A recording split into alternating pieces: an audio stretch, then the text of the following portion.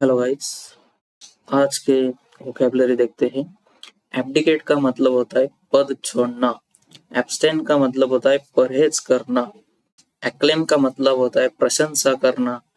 Quint का मतलब होता है परिचित कराना। एडॉन का मतलब होता है सजाना। एफर्म का मतलब होता है पुष्टि करना। अजिटेट का मतलब होता है उत्तेजित करना। एलिक का मतलब होता है आरोप लगाना। अलॉट का मतलब होता है आवंटित करना। एम्यूज का मतलब होता है मनोरंजन करना। एनिहिलेट का मतलब होता है पूरी तरह नष्ट करना। अपील का मतलब होता है अपील करना। अपलॉड का मतलब होता है ताली बजाना।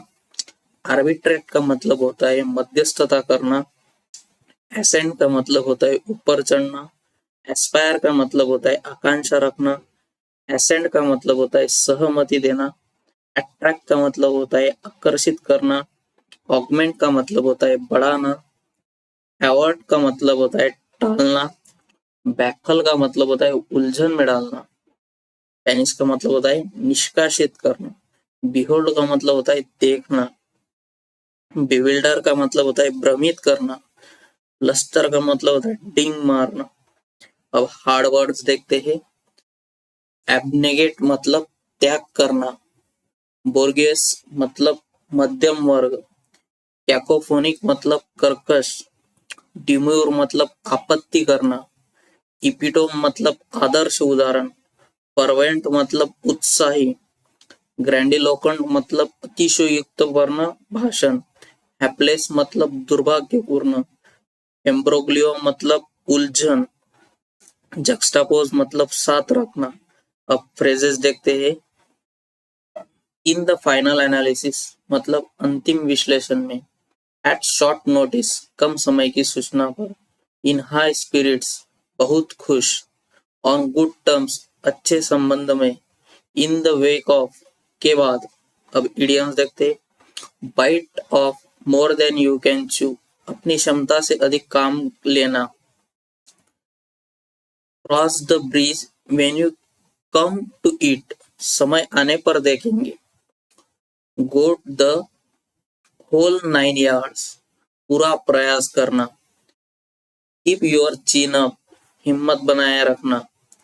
आउट ऑफ द ब्लू अचानक। अब ग्रामर मिस्टेक क्या क्या होते हैं। He is too enough strong तो बराबर वाक्य है he is strong enough. Too और इनफ एक साथ नहीं आते। She is very much tired. शी इज बराबर वाक्य है she is very tired. Very much adjective के साथ नहीं आता।